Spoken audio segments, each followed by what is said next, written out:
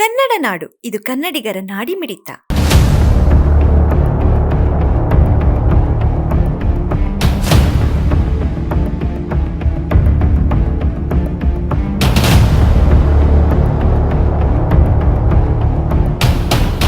ಶ್ರೀಕೃಷ್ಣದೇವ ವಿಶ್ವವಿದ್ಯಾಲಯ ಏನು ಕಳೆದ 3 ವರ್ಷ ಹಿಂದೆ ಮಾನ್ಯ ರಾಜ್ಯಪಾಲರವರು ಇಲ್ಲಿ ಬಳ್ಳಾರಿಗೆ ಬಂದು ಯೂನಿವರ್ಸಿಟಿಯಲ್ಲಿ ಹಾಸ್ಟೆಲ್ನ ಓಪನಿಂಗ್ ಮಾಡಿ ಉದ್ಘಾಟನೆ ಮಾಡಿದ್ರು.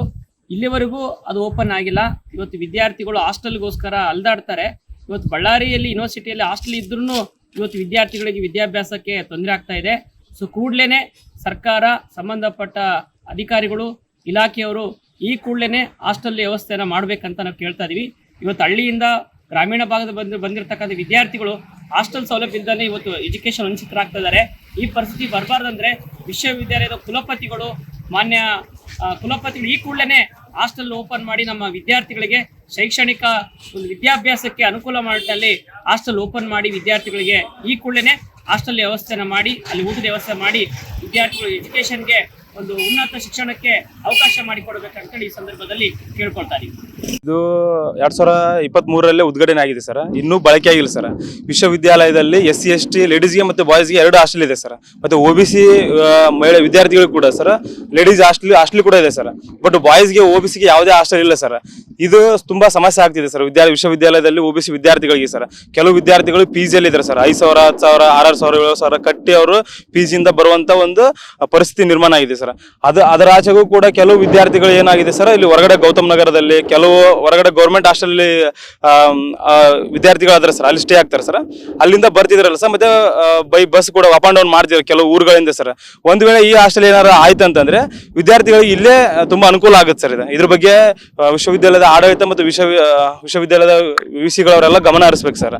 ಅಂದ್ರೆ ಸುಸಜ್ಜಿತವಾಗಿ ಇದನ್ನ ಕಟ್ಟಿದ್ರೆ ಸರ್, ಚೆನ್ನಾಗಿದೆ ಸರ್. ಬಟ್ ಯಾಕೆ ಬಳಕೆ ಮಾಡ್ತಿಲ್ಲ ಅನ್ನೋದು ಇವಾಗ ಕೂಡ ಒಂದು ಕಾದು ನೋಡ್ಬೇಕು ಸರ್. ಏನಾಗಿದೆ ಗೊತ್ತಿಲ್ಲ ಸರ್. ವಿದ್ಯಾರ್ಥಿಗಳಿಗೆ ಇದನ್ನ ಬಳಕೆಗೆ ಅನುಮತಿ ಕೊಟ್ರೆ ಬೇಗ ಚೆನ್ನಾಗುತ್ತೆ ಸರ್. ಏನೇನು ತೊಂದರೆ ಆಗ್ತದೆ ಈಗ ಮಕ್ಕಳೆಲ್ಲ PGಗಳಲ್ಲಿ? ಹಾ ಸರ್, ಕೆಲವು ವಿದ್ಯಾರ್ಥಿಗಳು PG ಅಲ್ಲಿ ಇದ್ದಾರೆ ಸರ್. 6,000, 7,000 ರೂಪಾಯಿ ಕೊಟ್ಟು PG ಅಲ್ಲಿ ಇದ್ದಾರೆ ಸರ್. ಕೆಲವು ವಿದ್ಯಾರ್ಥಿಗಳು ಊರಿಂದ ಬರ್ತಿದ್ದಾರೆ ಸರ್. ಅದು ಒಂದು ಕೂಡ ಸಮಸ್ಯೆ ಸರ್. ಕೆಲವು ವಿದ್ಯಾರ್ಥಿಗಳು ಈ ಹೊರಗಡೆ ಇರುವಂತ ವಿಶ್ವವಿದ್ಯಾಲಯ ಬಿಟ್ಟು 4-5 ಕಿಲೋಮೀಟರ್ ದೂರ ಇರುವಂತ ಗೌರ್ಮೆಂಟ್ ಹಾಸ್ಟೆಲ್ OBCಗಳಲ್ಲಿ ಇದ್ದಾರೆ ಸರ್. ಅಲ್ಲಿಂದನೂ ಬರ್ತಿದ್ದಾರೆ ಸರ್. ಕೆಲವು ಸಮಯದಲ್ಲಿ ವಿಶ್ವವಿದ್ಯಾಲಯಕ್ಕೆ ಬಸ್ಗಳು ಸರಿಯಾದ ಸಮಯದಲ್ಲಿ ಬರಲ್ಲ ಸರ್. ಅದೆಲ್ಲವೂ ಕೂಡ ಸಮಸ್ಯೆ ವಿದ್ಯಾರ್ಥಿಗಳಿಗೆ ಆಗ್ತಿದೆ ಸರ್. ಇದನ್ನ ಒಂದು ವೇಳೆ ಬಳಕೆಗೆ ಅನುಮತಿ ಕೊಟ್ಟರೆ, ಇದನ್ನ ಪ್ರಾರಂಭ ಮಾಡಿದ್ರೆ ವಿದ್ಯಾರ್ಥಿಗಳಿಗೆ ಒಂದು ತುಂಬಾ ಅನುಕೂಲ ಆಗುತ್ತೆ ಅಂತ ನಾನು ಹೇಳ್ಬೋದು ಸರ್. ಸರ್ ಹಾಸ್ಟೆಲ್ ತುಂಬಾ ರೂಮ್ ಎಲ್ಲ ಚೆನ್ನಾಗಿದೆ ಸರ್. ಕೆಲವು ಕಡೆ ಹಾಸ್ಟೆಲ್ನ ಹೊರಭಾಗದಲ್ಲಿ ಇದೆಲ್ಲ ಬಿರುಕು ಬಿಟ್ಟಿದೆ ಸರ್. ಈಗ ಆಗ ಬೀಳುವಂತ ಸ್ಥಿತಿಯಲ್ಲಿ ಇದೆ ಸರ್. ಆ ಒಂದು ಕಾರಣಕ್ಕಾಗಿ ಇದನ್ನು ಬಳಕೆ ಮಾಡ್ತಾ ಇಲ್ವೋ ಏನೋ ಗೊತ್ತಿಲ್ಲ ಸರ್. ಒಳಗಡೆ ಹೋದ್ರೆ ಕೂಡ ಈ ಪ್ಲಾಟ್ಫಾರ್ಮ್ ಏನಿದೆ ಸರ್ ಅದೆಲ್ಲ ಮುರಿದೋಗಿದೆ ಸರ್.